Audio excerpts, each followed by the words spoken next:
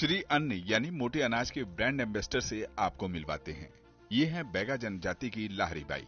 मध्य प्रदेश का डिडौरी जिला और उसका सिलपदी गांव इनका पता है।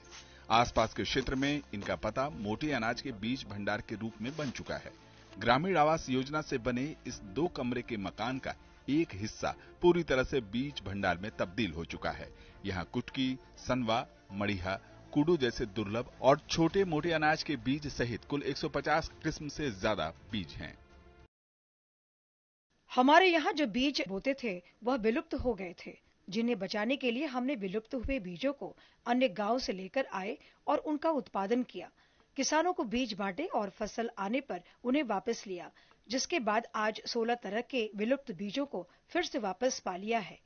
वैसे तो हमारे पास 30 किस्म है, लेकिन बाकी बहुतायत में है। लाहरी बाई ने इन सभी फसलों को अपने खेतों में उगाया और उसके बीज को संरक्षित किया। इनका ये सफर अब 1 दशक से ज्यादा का हो चुका है। इन्होंने अपने गांव के किसानों के अलावा तकरीबन 54 गांव के लोगों को मुफ्त में बीज उपलब्ध कराए।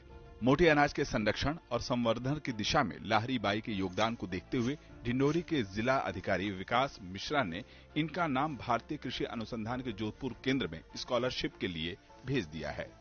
400 से 500 किसान होंगे आसपास के गांव के, जिनको इन्होंने बीज दिया हुआ है और उन्होंने अपने यहाँ पे बहुत बड़े एरिया में तो नहीं कहूंगी, पर फिर भी उस बीज को संरक्षित करने के हिसाब से उन्होंने छोटे छोटे जोत में उसका खेती किया हुआ है, ताकि वो बीज उनका संरक्षित रह सके, जिसको वो अपना गौरव भी मानते हैं। साल 2023 को मिलेट ईयर यानी मोटे अनाज वर्ष के रूप में संयुक्त राष्ट्र ने घोषित किया है।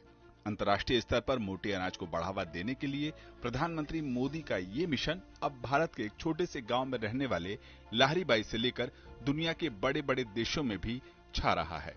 मोटे अनाज कम सिंचाई में अच्छी उपज देने वाले होते हैं, साथ ही ये पोषण के लक्ष्य को भी पूरा करने, फसल चक्र को सुचारू बनाने और छोटे किसानों को आर्थिक रूप से सशक्त करने वाले भी हैं।